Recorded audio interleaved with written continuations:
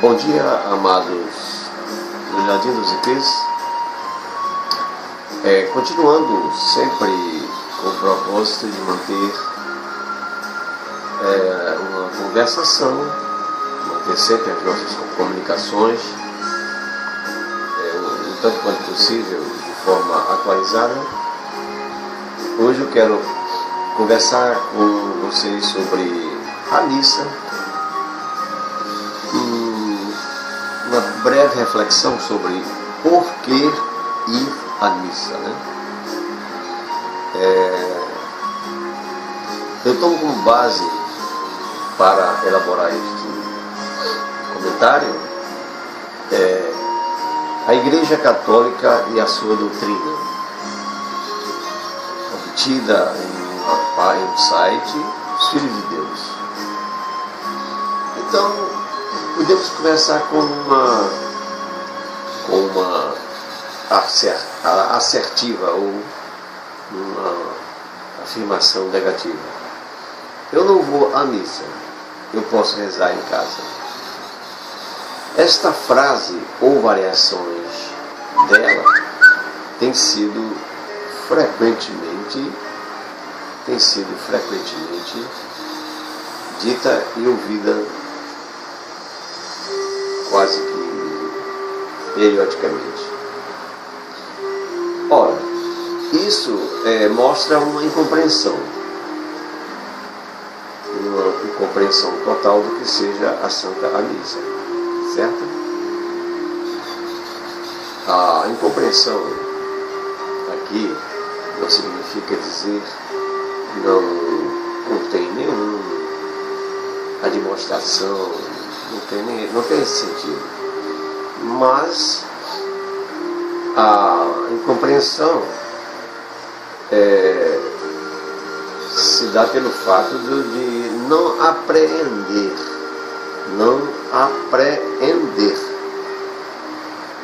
Aprender, ou seja, é abstrair todos os elementos de uma realidade. Nós chamamos de apreensão. E a apreensão, ela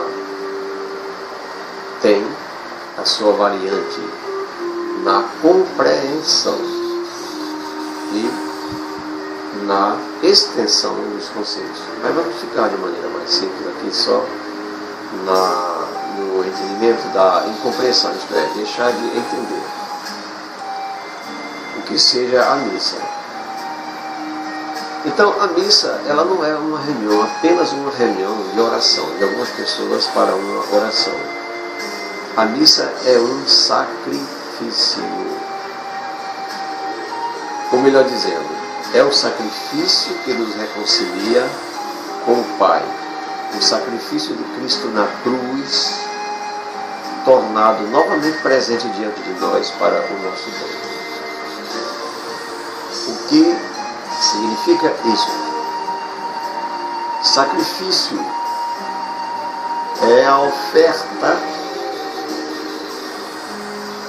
do Filho de Deus ao Pai.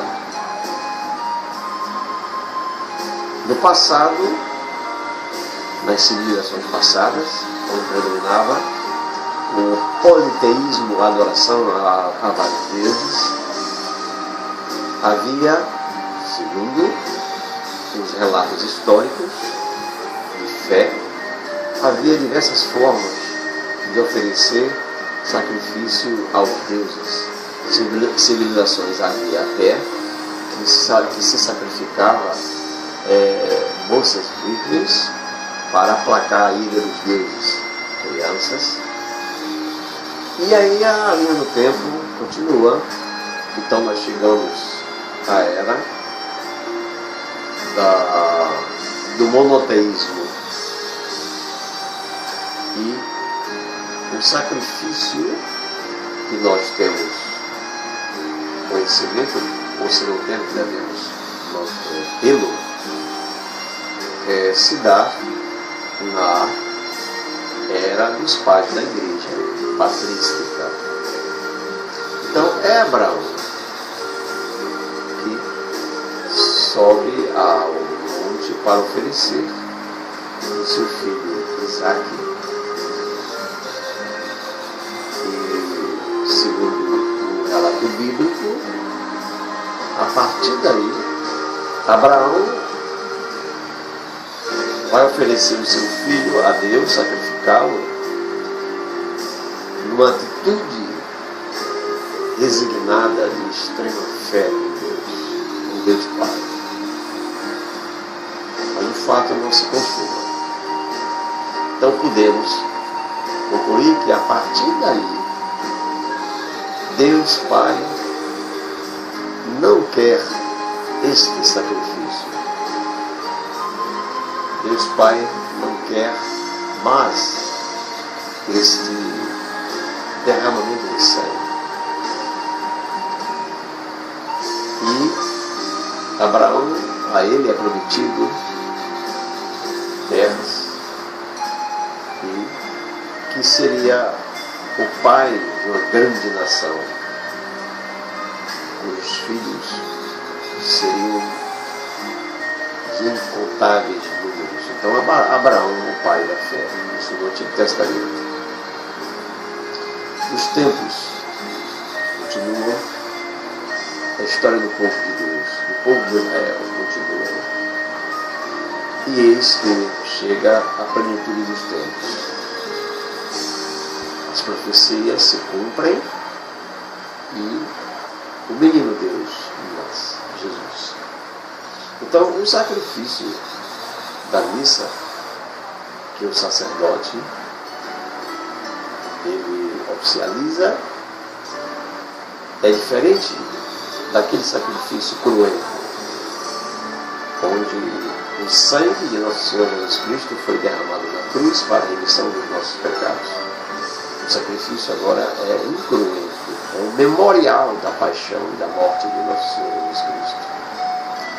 Ou seja, não é uma lembrança, mas é um memorial permanente da vida, paixão e morte de Nosso Senhor Jesus Cristo. Então é um sacrifício que nos reconcilia com Deus, com o Pai. O sacrifício de Cristo na cruz, tornado novamente presente de nós para o nosso bem. Então, o sacerdote é aquele que durante a missa, ele não é uma pessoa qualquer que esteja conduzindo um grupo em oração. Ele naquele momento age na pessoa de Cristo, in persona Christi. Ele é o Cristo oferecendo-se em sacrifício a Deus Pai por nossos pecados. Embora ele também seja um pecador, mas naquele momento a força do ato, a legitimidade, a eficácia do ato se faz pelo próprio ato. Então, ele naquele momento age na pessoa de Cristo, oferecendo-se em sacrifício a Deus Pai por nossos pecados. Essa missa ela tem várias partes, todas elas que vão se dirigir ao seu alvo, o sacrifício. Então, ao iniciar a missa, nós temos o confitel, que é o confessa a Deus Todo-Poderoso. É o ato penitencial, em que mostramos a nossa indignidade e imploramos o perdão de Deus e a intercessão das orações dos santos e dos nossos irmãos. Após este nosso reconhecimento de nossa condição de pecadores, o sacerdote que age na pessoa de Cristo, o único mediador entre Deus, entre nós e Deus Pai, pede a Deus por nós. Em seguida temos, vamos dizer assim, uma aula, que é a liturgia da palavra. Neste momento nós vamos ouvir trechos da Sagrada Escritura, seguidos por uma explicação do que nós ouvimos, é a homilia. Após essa homilia, nós professamos a nossa fé no credo. Creio em Deus. estabelece então aquilo que é o centro da missa, a razão de ser da missa, da igreja, por que não dizê-la do universo criado, o sacrifício? Isso porque o universo foi criado para a celebração da Santa Missa. A celebração da Santa Missa é o sacrifício perfeito, o ato de adoração mais completo e perfeito que pode existir. O único que é digno de Deus. E como o universo foi criado para a maior glória de Deus, a Santa Missa é o mais perfeito ato de adoração a Deus. Podemos dizer que o universo foi criado para a Santa Missa. Então este é um problema que encontramos em pessoas que encontramos muitas vezes em pessoas que tiveram contato exagerado com algumas heresias modernas, especialmente o chamado protestantismo. Como o protestante não tem a missa, ele considera que veneração é adoração. Venerar é o que o filho faz em relação a seu pai. Ele o louva, ele pede aquilo do que necessita, ele agradece a ele e ele pede a ele pelo que dele recebe. Adorar é oferecer sacrifício. O macumbeiro adora suas entidades, entre aspas. Ele oferece sacrifícios de bichos a elas. O protestante venera a Deus, dando-lhe louvor, pedindo-lhe e agradecendo-lhe graças recebidas. O católico, porém, adora a Deus, e esta adoração é feita pelo sacrifício da Santa Missa, oferecido pelo sacerdote na pessoa de Cristo em nome de todos os fiéis. Então, nós vamos entender como ocorre este sacrifício. Ele ocorre de uma maneira incruenta, ou seja, não há sem morte e sem derramamento de sangue. Ele é o mesmo sacrifício de Cristo na cruz, que não é repetido, mas tornado novamente presente. Olha, é importante a gente entender esse aqui, o sacrifício não é repetido, mas ele é tornado presente. Certo? Ele é tornado presente. Então, ele ocorre de acordo com a vontade do próprio Senhor, ou seja, sobre as espécies, as aparências de pão e de vinho. E pelas palavras de Cristo, isto é o meu corpo, isto é o meu sangue. O pão e o vinho deixam de ser pão e vinho e passam a ser o corpo e o sangue de nosso Senhor Jesus Cristo. Este corpo e este sangue de Cristo são, então, oferecidos por Cristo, com Cristo e em Cristo. É o que chama-se a doxologia final. Por Cristo, em Cristo e em Cristo, a Deus. Este oferecimento é feito pelo sacerdote, que em virtude de sua ordenação sacerdotal, que pode ser traçada até os apóstolos e deles a Cristo. Tem este poder. Alguém não ordenado não conseguiria fazer com que o pão e o vinho deixassem de ser pão e vinho para tornar-se o corpo e o sangue de Cristo. Do mesmo modo que alguém não ordenado não conseguiria oferecer o sacrifício. E é por isso que o único som que se ouve na igreja durante o abre aspas, per ipso, fechado, por Cristo, com Cristo e em Cristo, é a voz do sacerdote, que sozinho tem o poder de oferecer o sacrifício na pessoa de Cristo. A voz do sacerdote responde à Assembleia, toda a igreja. em cujo benefício foi oferecido o sacrifício. É o amém. Assim seja. A comunhão, conforme o próprio nome está dizendo, comunhão, quer dizer que cada partícula é o corpo do Senhor Cristo por inteiro. Ele não é despedaçado aos leitos. Aí nós entramos nos preceitos ou nos mandamentos da Santa Igreja. É obrigatório que comungarmos pelo menos uma vez por ano durante a Páscoa. Não é necessário de modo algum comungar a cada missa ou a cada semana, ainda que seja assim necessário que assistamos à missa todos os domingos e os dias santos de guarda. Então, isso se torna muito saudável, muito bom, se a cada missa nós comungarmos. Agora, vem uma observação.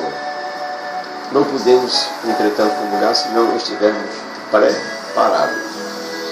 Agora, o que significa estar preparado? Esta preparação significa estar em estado de graça. Não haver cometido nenhum pecado mortal desde a última confissão. Que aí nós precisamos entender os conceitos, de pecado mortal, pecado venial, pecados graves, pecados leves. Agora, não importa o estado emocional da pessoa. Ela pode estar alegre ou triste, feliz ou infeliz. Ela não pode, porém, ter pecado mortalmente depois da sua última confissão. Assim não pode comungar. Quem usa, vende, distribui, permite que use ou manda usar os chamados contraceptivos. Isso é a doutrina da Igreja. Embora o atual chefe da Igreja Católica venha convocando os seus bispos para discutir as exigências do mundo, então do universo, à luz das ciências físicas, químicas, naturais, as camisinhas também, DIU, DIU, que significa dispositivo intrauterino, muito questionado. Aliás, eu não tenho certeza absoluta, acredito que a medicina já não utiliza mais esse dispositivo. Uma espécie de uma plaqueta, onde é introduzida no corpo da mulher, a fim de que haja uma barreira no encontro dos espermatozoides, ou por exemplo, de um espermatozoide ou dos óvulos femininos, etc, etc. Também não pode comungar quem vive conjugalmente com alguém, ou maritalmente, com quem não é casado na igreja. Quanto a este aspecto, já existem orientações sempre consubstanciadas na fé e na misericórdia de Deus Pai Todo-Poderoso e em Jesus Cristo.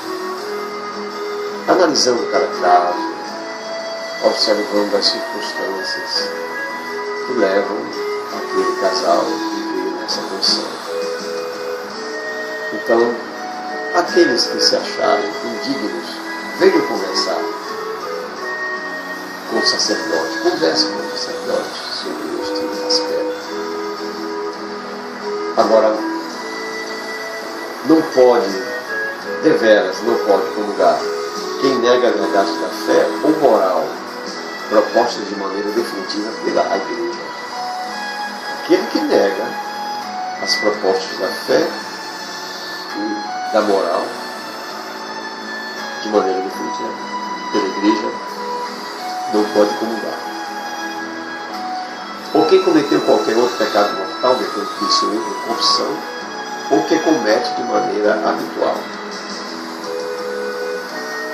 Aí precisamos, em outra ocasião, nos aprofundarmos mais nessa questão da consciência do pecado mortal, do grave pecado mortal. Receber o Santíssimo Sacramento é receber a Deus dentro de nós, literalmente. Só não podemos receber a Deus se somos seus inimigos, como nos tornamos pelo pecado mortal. Comungar em pecado mortal é um atentado contra Deus, um pecado gravíssimo. Ora, poderia alguém dizer, então, como pode ser que haja gente que comunga a cada domingo, tendo confessado seus pecados, e mesmo assim não se vejam frutos desta comunhão? Se ele está recebendo Deus dentro de si, deveria estar visivelmente mais santo. Não é? Uma pergunta aqui que o autor coloca. Não necessariamente, respondemos. O fruto da comunhão depende da disposição da pessoa, da aceitação que ela dá à graça. Alguém que se fecha à graça, para a graça, não deixa Deus agir. E Deus não forçará e nem arrombará suas portas. Quanto mais aberta para a graça a pessoa for, maiores serão os frutos da comunhão. Se ela estiver totalmente fechada para a graça, pelo pecado mortal, por exemplo, os frutos serão da condenação. Se ela estiver aberta para a graça, ela será tornada uma santa, uma pessoa santa, ou seja, separada para os benefícios da graça de Deus. Vamos entender aqui a palavra santa, não naquele sentido em que os heróis da fé cristã, que são reconhecidamente considerados santos e elevados aos altares da Santa Igreja Católica. Mesmo assim, os frutos da presença na missa já são muito elevados para as pessoas que não comungaram ou que não comungam, caso elas estejam abertas para a graça. Não poder comungar não é motivo para não assistir à Santa Missa. Pelo contrário, assistir o sacrifício da Santa Missa vai ajudar a pessoa a livrar-se daquilo que a impede de abrir-se para a graça, até que ela consiga confessar-se e assim poder comungar. Assim podemos dizer com certeza: podemos sim rezar em casa, mas ir à missa não é sinônimo de rezar. Rezar é louvar, pedir, agradecer. Rezar é venerar o autor da graça. Ir à missa é adorar, é oferecer o sacrifício, é entrar em contato direto com o próprio Senhor. Esse trabalho maravilhoso, esse trabalho esclarecedor, tem como autor Carlos Ramalhete. Assim, amados irmãos, é muito comum, eu vou substituir a palavra muito, esse verbo de intensidade, vamos minimizar. É comum católicos, às vezes por excesso de escrúpulo. Acredito que nos dias atuais isso não se verifica mais. Talvez nas gerações mais antigas, né? Pessoas que se compareciam ao grande banquete do noivo que é Jesus Cristo, desposado, que desposou a igreja, está num grande banquete. Mas ele não assenta-se à mesa deste banquete. Ele prefere ficar longe, distante, e consequentemente ele não saboreia o maná, o pão descido do céu. E aí nós podemos até fazer uma analogia, né? Por exemplo, se nós somos convidados para uma festa de casamento, e todos nós sabemos como se reveste uma festa de casamento, desde a solenidade, o ritual, né? E depois todos os convidados irão participar dos comensais, né? Todos irão ao local da recepção, e aí, mediante a programação de cada organização, tem-se os momentos de testemunhos, uma retrospectiva da vida dos noivos, os agradecimentos, né? Pelo apoio recebido dos pais, dos sogros, enfim.